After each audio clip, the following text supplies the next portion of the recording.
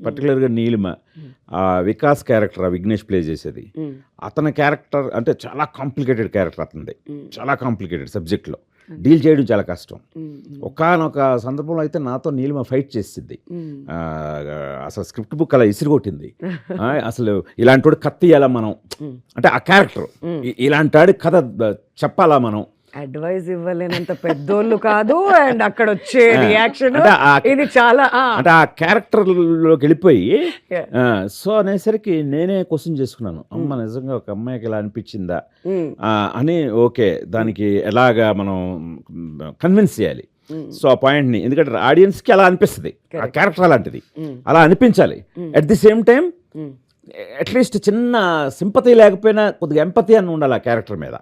So దీనికోసం నేను చాలా స్ట్రగుల్ అయ్యి, అంటే నాకు కూడా ఒక ఆలోచించడానికి చాలా ఛాలెంజెస్ ఎదురయ్యాయి.